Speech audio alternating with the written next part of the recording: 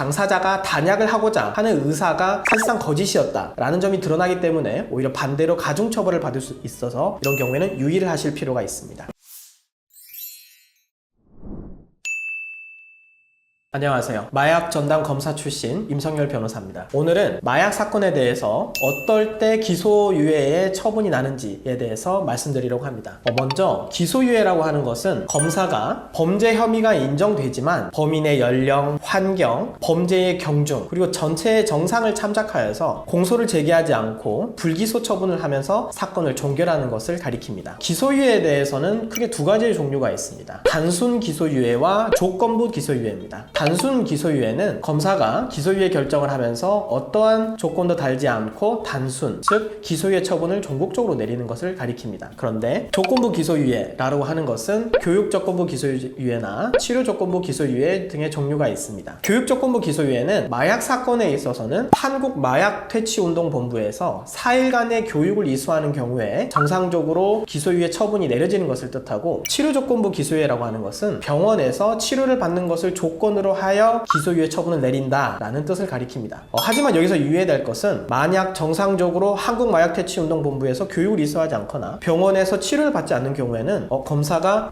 정상적으로 교육의 이수를 달성하지 못했기 때문에 기소유예 처분을 취소하고 다시 재판에 회부를 하는 경우가 있습니다. 결국 이런 경우에는 당사자가 단약을 하고자 하는 의사가 사실상 거짓이었다라는 점이 드러나기 때문에 오히려 반대로 가중처벌을 받을 수 있어서 이런 경우에는 유의를 하실 필요가 있습니다. 그렇다면 검사가 어떤 경우에 기소유예 처분을 할까라는 점에 대해서 알아보겠습니다. 첫 번째, 어떠한 종류의 마약을 얼마 기간 동안 몇 회에 걸쳐서 했는지 여부를 고려합니다. 즉, 상습적으로 투약을 하였는지, 과연 이 사람이 단약을 할 수 있는지 여부를 결정한다는 뜻인데요. 상대적으로 그 위험성이 작은 대마를 시작으로 해서 향정신성 의약품 중 그 위험성이 가장 낮은 라류, 즉 프로포폴이나 물뽕, 그리고 그 위에 나목인 필로폰, 케타민, 그리고 가장 그 위험성이 높은 합성 대마, 그 LSD까지 종류가 매우 다양합니다. 그렇다면 이 당사자가 얼마나 위험성이 높은 마약을 하였는지, 그 종류, 그리고 얼마나 오랜 기간에 동안에 걸쳐 얼마나 자주 상습적으로 투약을 하는지 여부를 가장 먼저 고려를 하게 될 것입니다. 두 번째, 얼마나 이 당사자가 지속적으로 치료를 할 의지가 있는지, 즉 단약을 할 가능성에 대해서 고려하는 것이 그 두 번째 요소일 겁니다. 실질적으로 검사가 가장 중요하게 본 요소일 텐데요. 그 이유는 결국에 검사도 사회에서 마약이라는 범죄를 종식시키기 위해서 처분을 하는 것이고, 그것이 이 당사자에 대한 강력한 처벌로 그것이 이루어질 것인지, 아니면 당사자가 이 사건인 경우에는 스스로 끊어낼 수 있겠구나, 단약을 하겠구나, 믿을 수 있겠구나 라는 점을 고려했을 때 어떤 점을 고려를 하냐는 겁니다. 첫 번째, 당사자가 그와 같은 단약의 의지가 있다는 것은 얼마만큼 치료를 적극적으로 받을 수 있는지를 1차적으로 고려하게 됩니다. 검찰에서 요구를 하지 않더라도 스스로 먼저 변호사 등의 도움을 받아서 약물 치료를 정기적으로 통원 치료를 한다거나 입원 치료를 받고 있다, 그런 점은 적극적으로 고려를 하게 될 것입니다. 그리고 이 의사에 있어서는 두 번째로 얼마나 가족 그리고 사회와의 강력한 유대관계를 설정하고 있는지를 고려하게 됩니다. 사람이 홀로 이 사회에 있는 것이 아니라 주변에 끈끈한 가족이 있고, 그리고 정시적으로 다니고 있는 직장이 있으며 사회적으로 어떤 단체에 소속되어서 열심히 사회활동을 하고 있다. 그럼 이 사람은 사회에 계속해서 속하기 위해서 노력을 하겠구나, 단약을 열심히 하겠구나, 정말 정기적인 치료를 받겠구나 라는 것은 위와 같은 가족과의 유대관계, 직장의 소속, 또는 특정한 단체의 소속, 또는 교육기관의 소속, 이러한 요소를 종합적으로 고려를 하게 됩니다. 세 번째, 당사자가 얼만큼 범행을 반성하고 있는지를 고려하게 됩니다. 결국에 자신이 범죄 사실, 투약을 하였는지 마약을 매수하였는지, 그 범죄 사실 자체를 얼만큼 구체적으로 자백을 하고 반성을 하고 있는지, 그리고 두 번째는 저희가 일명 공적이라고 부르는데요. 자신이 마약을 구매하게 된 상선이 누구인지, 그리고 자기가 함께 투약한 공범이 누구인지, 위와 같이 이 마약 사건은 결국에는 한 사람이 이루어질 수 없게 모든 사람들이 연계되어 있을 수밖에 없는데, 자신의 범행을 얼만큼 반성하냐는 위와 같은 다른 범죄 사실에 대해서, 다른 공범에 대해서, 다른 상선에 대해서 얼만큼 자백하고 반성하는지, 그만큼 진술을 하고 있는지를 종합적으로 고려를 하게 됩니다. 만약에 이 사람이 결국에는 투약한 사실이 엄청 많더라도 오랜 기간 동안 장기간 투약을 해서 첫 번째 요건을 부족한다고 하지만 사회와의 관계가 되게 많고 가족과의 관계가 끈끈 끈끈하고 단약을 적극적으로 실행하면서 치료를 받고 있다. 그러면 기소유예를 고려할 수 있겠죠. 따라서 세 가지 요건 중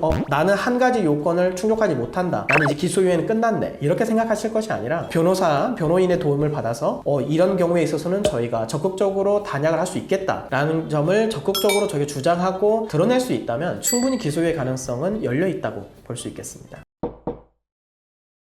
마약 사건에 대해서 기소가 되었다 또는 마약 사건에 대해서 검찰이나 경찰에서 소환이 되었다 라고 하면 가슴이 철렁하고 걱정이 되시는 분이 많을 것입니다. 위와 같은 도움이 필요하신 분에 대해서 마약 사건 전문 변호인의 도움을 받으셔서 언제든지 연락을 주시거나 댓글을 달아주시면 친절하게 전문적인 도움을 드리도록 하겠습니다. 오늘도 영상을 시청해 주셔서 감사합니다.